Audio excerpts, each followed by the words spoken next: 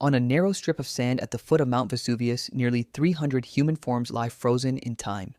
Mothers clutch infants, soldiers grip their weapons, and families press together as though bracing against an invisible storm. Their mouths are open, not in sleep, but in an eternal scream. They are the citizens of Herculaneum, trapped in one of history's most haunting tableaux. How did they die? For centuries, the prevailing belief was simple: suffocation by volcanic ash, asphyxiation by toxic fumes. Yet when archaeologists uncovered these bodies, they found them not scattered, but aligned along the seashore, as though they had fled together, hoping for rescue by sea. Why did they not escape? Why did they perish so suddenly, in such numbers, within seconds of each other? This is no ordinary mass grave. It is a crime scene written in stone, a disaster whose final chapter remains unwritten.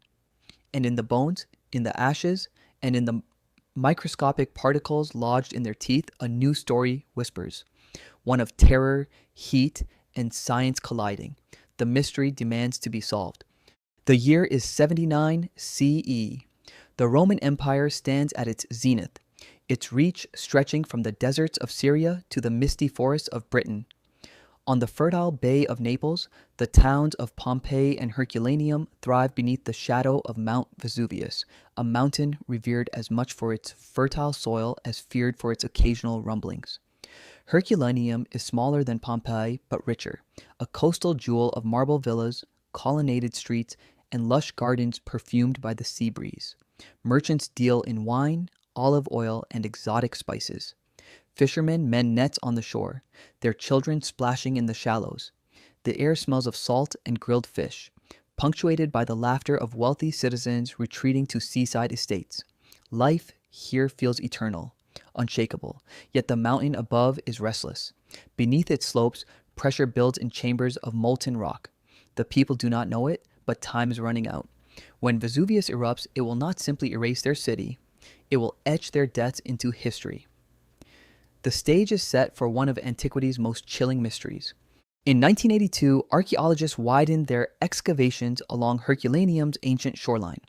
What they found stunned them: rows upon rows of skeletons huddled inside stone boathouses, their forms preserved with eerie precision. Some still wore jewelry, others clutched tools, coins, even bread. Mothers lay draped over children, as if trying to shield them from an unseen force.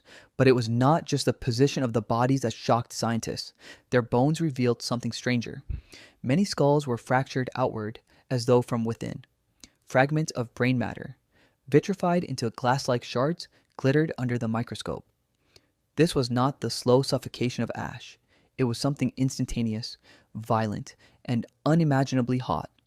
Standing amid the boathouses, one could almost hear the echo of screams cut short, the sudden roar of a wall of death sweeping in. These were not people who had succumbed quietly. They were caught in a flash. And in the strange fractures of their bones, in the gleam of glassified tissue, lay the first real clue, a mystery written not in words, but in shattered human remains. Decades later, scientists returned to Herculaneum armed with tools the ancients could never have imagined. Ground-penetrating radar mapped the buried shoreline. Forensic teams scanned bones with 3D imaging, reconstructing faces that had not been seen in nearly 2,000 years. Geochemists tested soil layers, analyzing carbonized wood and volcanic debris to model temperatures minute by minute. The results were staggering. The pyroclastic surge that swept Herculaneum carried gases of over 500 degrees Celsius. It moved faster than a galloping horse, consuming oxygen and igniting flesh in an instant. CT scans revealed spines arched backward in the pugilistic pose, a telltale sign of extreme heat-tightening muscles at death. Inside skulls, researchers found tiny mineral spherules formed when blood and brain tissue boiled, then vaporized in milliseconds. But the investigation did not stop at bones. Ancient DNA specialists extracted genetic fragments from teeth, testing for pathogens, seeking traces of disease that might have weakened the population before the eruption. Climate scientists built digital models of wind and sea currents, asking why no ships came to rescue them. Step by step, science peeled away the ash, exposing truth buried in terror. For years, scholars argued, did the victims of Herculaneum suffocate slowly or perish in panic, waiting for ships that never came? The answer came from a startling revelation. In 2018, a team studying the boathouses detected something extraordinary: red and black residues coating the stone. Under electron microscopes, they were revealed as vaporized blood. The conclusion was chilling. The citizens of Herculaneum had not died waiting helplessly for ash to fall. They were flash heated, their bodies exploding from within as superheated gases enveloped the shore. Their brains boiled, their flesh carbonized in an instant, leaving skeletons almost frozen in lifelike stances. The debate among scientists was fierce. Some argued that ash still played a role, that death came in layers, heat first, suffocation second. Others insisted the evidence of vaporized tissue was undeniable. In conference halls, voices rose, models clashed, reputations were risked. But one truth was undeniable. The people of Herculaneum had faced not a slow death, but a cataclysm of unimaginable violence, a moment so swift that time itself seemed severed. This revelation reshaped how historians and volcanologists understood Vesuvius and how we perceive natural disasters today. The eruption was not simply a local tragedy, it was a blueprint of vulnerability, echoing across centuries. The people of Herculaneum represent humanity caught at the crossroads of nature's fury and civilization's hubris. They lived in comfort, believing the mountain eternal, the sea their escape. But in minutes, their prosperity was undone by forces beyond comprehension. Modern volcanologists now study Herculaneum to prepare for the future. Naples, with millions living in Vesuvius's shadow, faces the same threat. Computer simulations, built from data etched in those bones, model evacuation routes and heat wave projections. Public health experts see in Herculaneum a parallel to modern crises: sudden pandemics, climate shocks, disasters that strike too fast for human systems to respond. And yet, in the preservation of these victims, there is also resilience. Their tragedy became knowledge, their silence a warning to us all.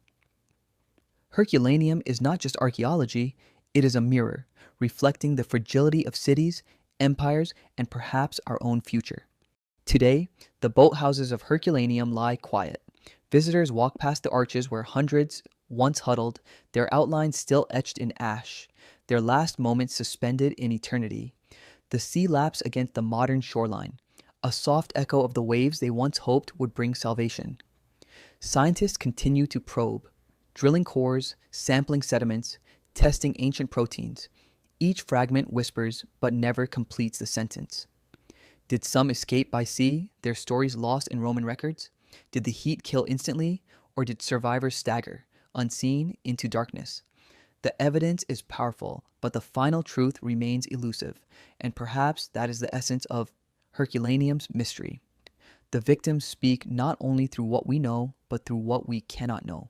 Their deaths are both a scientific puzzle and a human elegy, a reminder that even the most advanced models cannot capture the silence of 300 souls waiting on a beach.